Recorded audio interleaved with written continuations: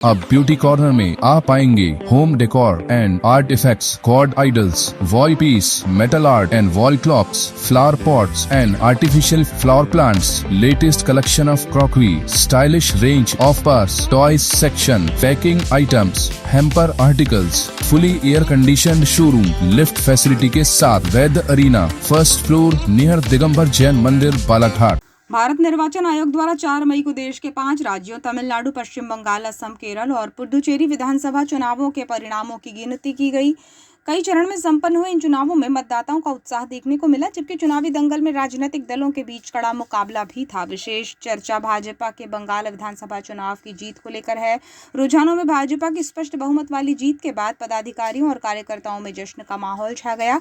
जिला भाजपा कार्यालय में भाजपा की राज्यों के विधानसभा चुनावों में मिली प्रचंड जीत पर उत्सव मनाया गया। बंगाल चुनाव प्रचार में प्रधानमंत्री नरेंद्र मोदी ने क्षेत्रीय लोकप्रिय स्ट्रीट फूड झालमुड़ी दुकान में पहुंचकर झालमुड़ी खाई थी। बंगाल में शानदार जीत के बाद बालाघाट में भाजपा जिलाध्यक्ष ने झालमुड़ी का स्टॉल लगाया और लोगों को झालमुड़ी खिलाकर जीत का जश्न मनाया।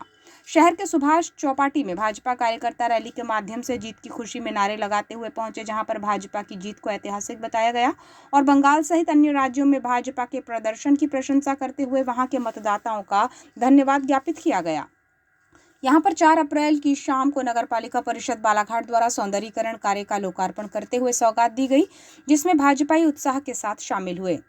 मौका था भाजपा के बंगाल चुनाव की जीत का। इस खुशी में लबालब नए कार्यकर्ताओं को गमछा पहनाकर भाजपा में शामिल किया गया। इसके बाद चौपाटी में ही भाजपा कार्यकर्ताओं ने झालमुड़ी स्टॉल लगाया और भाजपा जिलाध्यक्ष रामकिशोर कावरे ने झालमुड़ी बनाई और सभी को खिलाते हुए भाजपा की जीत की खुशियां बांटी।